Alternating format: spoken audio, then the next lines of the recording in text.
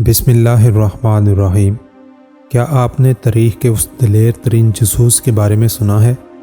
حضرت سعد بن ابی وقاص رضی اللہ تعالیٰ عنہ نے 7 افراد لشکر فارس کے بارے میں معلومات اکٹھا کرنے کے لیے بھیجے اور انہیں حکم دیا کہ اگر ممکن ہو سکے تو اس لشکر کے ایک آدمی کو گرفتار کر کے لے آئیں۔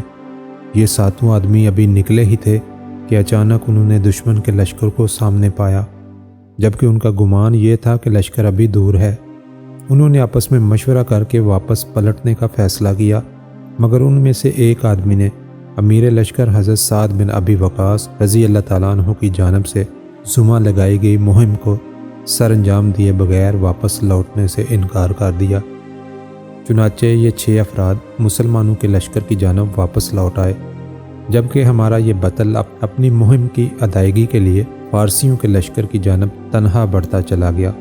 اس لشکر کے گرد ایک چکر لگایا اور اندر داخل ہونے کے لیے پانی کے نالوں کا انتخاب کیا اور اس میں سے گزرتا ہوا فارسی لشکر کے ہر اول دستوں تک جا پہنچا، جو کہ 40,000 لڑاکوں پر مشتمل تھے۔ پھر وہاں سے لشکر کے قلب سے گزرتا ہوا ایک سفید خیمے کے سامنے جا پہنچا، جس کے سامنے ایک بہترین گھوڑا بندھا ہوا تھا۔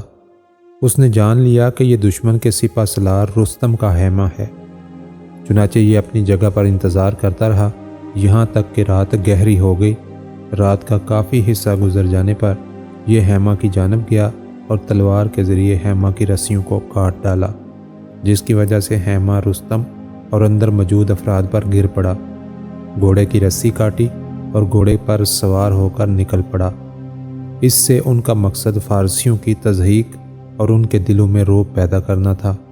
گھوڑا لے کر جب فرار ہوئے، گھوڑ سوار دستے نے ان کا پیچھا کیا۔ جب یہ دستہ قریب آتا تو یہ گھوڑے کو ایڑ لگا دیتے اور جب دور ہو جاتا تو اپنی رفتار کم کر لیتے تاکہ وہ ان کا پیچھا کرتے رہیں، کیونکہ وہ چاہتے تھے کہ ان میں سے ایک کو دھوکے سے کھینچ کر حضرت سعد رضی اللہ تعالیٰ عنہ کے پاس ان کے حکم کے مطابق لے جائیں۔ چنانچہ 3 سواروں کے علاوہ کوئی بھی ان کا پیچھا نہ کر سکا۔ انہوں نے ان میں سے 2 کو قتل کیا اور تیسرے کو گرفتار کر لیا۔ یہ سب کچھ تنہا انجام دیا۔ قیدی کو پکڑا، نیزہ اس کی پیٹھ کے ساتھ لگایا اور اسے اپنے آگے ہانکتے ہوئے مسلمانوں کے معسکر جا پہنچے۔ حضرت سعد بن ابی وقاص رضی اللہ تعالیٰ عنہ کی خدمت میں پیش کیا۔ فارسی کہنے لگا، مجھے جان کی امان دو، میں تمہیں سب کچھ سچ بتاؤں گا۔ حضرت سعد بن ابی وقاص رضی اللہ تعالیٰ عنہ کہنے لگے، تجھے امان دی جاتی ہے اور ہم وعدے کی پاسداری کرنے والی قوم ہیں، لیکن شرط یہ ہے کہ ہمارے ساتھ جھوٹ مت بولنا۔ پھر حضرت سعد رضی اللہ تعالیٰ عنہ نے کہا، ہمیں اپنی فوج کے بارے میں بتاؤ۔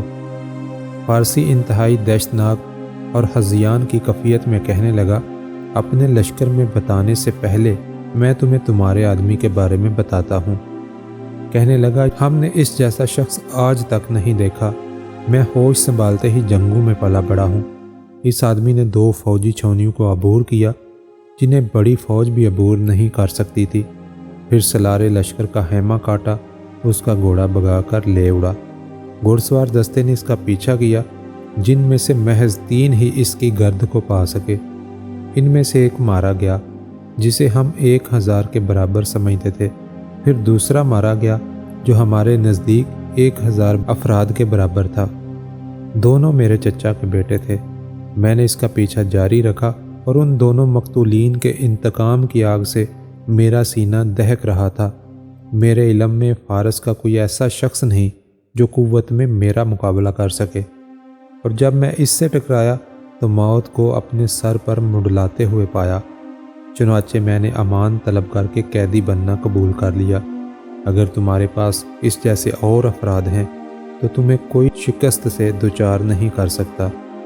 بعد میں اس فارسی نے اسلام قبول کر لیا۔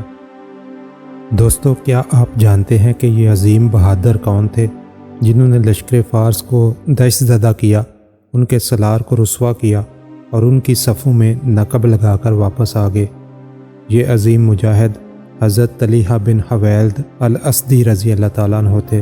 اللہ تعالیٰ ان پر رحمت نازل فرمائے اور ہمیں بھی ان کے نقش قدم پر چلنے کی توفیق عطا فرمائے۔ دوستو، ویڈیو پسند آئے تو لائک کریں، شیئر کریں اور کمنٹس باکس میں اپنی رائے کا اظہار ضرور کریں۔